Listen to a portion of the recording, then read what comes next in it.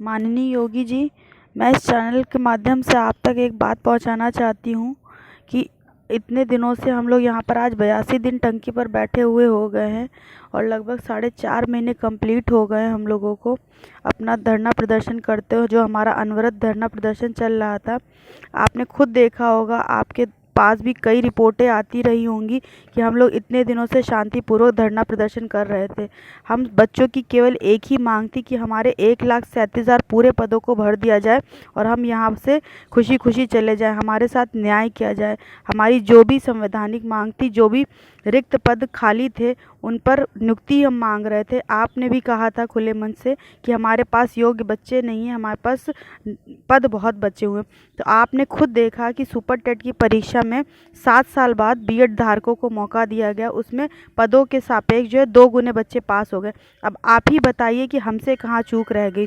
BEd वालों जब 7 साल बाद उनको मौका मिला तो लगभग 94,000 बच्चा उसमें पास हो गया और आपके ही दिए मानक कट ऑफ को 60-65 को भली भांति हमने पार किया। 60-65 ही नहीं, यहाँ पर लगभग 75% वाला बच्चा भी केवल अपनी एकेडमिक के चलते यहाँ पर बाहर है।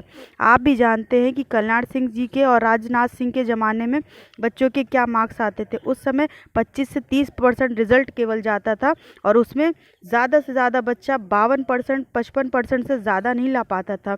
तो आप बताइए, एक नकल विहीन परीक्षा जब हमने पास करी थी तो हम भी यही इसी उसमें खुश थे कि हमने इतने अच्छे मार्क्स पाए। हमें नहीं पता था उस मेरिट का, उस एकेडमिक का भुगतान हमको 2018 में करना पड़ेगा। आपने टेट कराया, सुपर टेट कराया, सारे कंपटीशन कराए, उसमें हमने भली भांति सारा कट ऑफ भली भांति पार कर लिया।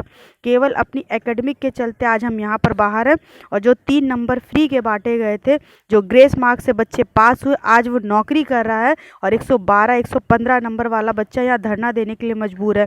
तो मैं बस आपसे इतना कहना चाहती हूँ कि जो भी गलतियाँ, अगर मान लीजिए हमसे कुछ गलतियाँ भी हुई हैं इस धरने को चलाते हुए, हमने तो अपनी तरफ से कोई गलती नहीं करी, मगर अगर आपको लगता है कि हमने कभी कोई गलती करी हो तो उसे हम अपने बच्चे समझ के हमको क्षमा कर दीजिए और हमारे साथ न्याय करने का कष्ट करें, क्योंकि अब हम लोग बहुत ज़्यादा दिक्कतों से गुज़र रहे हैं, मानसिक पीड़ा से बहुत ज़्यादा गुज़र रहे हैं। हम ही नहीं, हमारे अभिभावक भी, हमारे पेरेंट्स भी उस पीड़ा से गुज़र रहे हैं। सोचिए, जो बच्चों के साथ कृत्य किया गया, उन पे धाराएं चार्ज करी गई, उनको बंद कर दिया गया इतने दिनों के लिए, लगभग 1.5 हफ्ता होने को आ रहा है, उन्हें नहीं छोड़ा जा रहा है, उन्हें रिहा नहीं किया गया, उन पर धाराएँ चार्ज हो गई, उनको अभी भी बंद हैं, वो जेल में कष्ट काट रहे हैं। उनके पेरेंट्स, सोचिए 75 जिलों के जनपदों से लोग कहाँ कहाँ से आ रहे हैं, जिनको रास्ता तक लखनऊ का नहीं पता, वो बेचारे, उनको अपने बच्चों से कांटेक्ट तक नहीं हो पाया। कुछ लोगों के पास तो कांटेक्ट पहुंच गया कि हाँ उनके बच्चे दिक्कत में। कुछ यहाँ पर ऐसे भी माँ बाप हैं जो मजदूरी करते हैं, दिहाड़ी करते हैं, उनके पास यहाँ तक आने का भी पैसा नहीं था।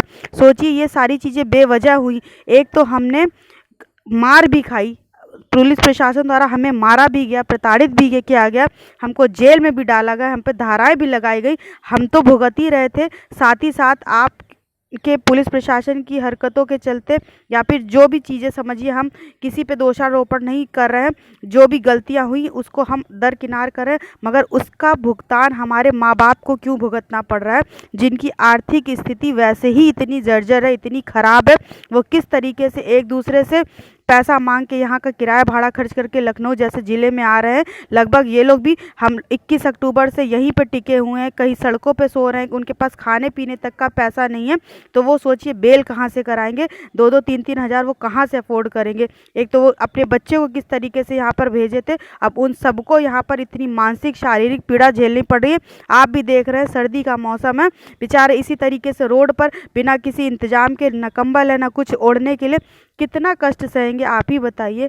मैं आपसे बस इतनी गुहार करना चाहती हूँ, जो भी चीज़ें हो गई हैं, घटित हो गई हैं, उनको पीछे छोड़ते हुए हम बच्चों के साथ न्याय किया जाए। हम लोगों को हमारी 1,37,000 पूरे पदों को भर दिया जाए, ताकि हम लोग भी यहाँ से सकुशल जा सके। हम बहुत थक चुके हैं। हम भी अपना दिवाली का त्यौहार अपने घर में मनाना चाहते हैं, जैसे कि सबके दिलों में, सबके घरों में खुशियाँ आती है, माता लक्ष्मी का वास होता है। इसी तरीके से हर इंसान अपना ये त्यौहार अपने घर में मनाना चाहता है। तो हम बच्चे भी बहुत कष्टों से गुजर रहे हैं, हमारे माँ बाप भी बहुत कष्टों से गुजर रहे हैं। तो हम आपसे हाथ जोड़कर प्रार्थना करना चाहते हैं योगी जी, हम बच्चों के साथ न्याय किया जाए, हमारे जितने साथी भाई हैं उनको रिहा करा जाए, उन पर जो भी धाराएं चार्ज करी जाए उनको रद्द किया जाए। वो एक छात्र है, उनका भविष्य बर्बाद हो सकता है इन चीज़ों से। तो मैं आपसे, अपने भाइयों की तरफ से, अपनी तरफ से आपसे हाथ जोड़कर प्रार्थना कर रही हूँ कि हम लोगों को नियुक्ति का जीओ जारी किया जाए, 1,37,000 पूरे पदों को भरा जाए, ताकि हम लोग भी अब जल्द से जल्द अपने घरों को जा सकें, क्योंकि अब हमसे ना मानसिक और शारीरिक पीड़ा झेली नहीं जा रही है।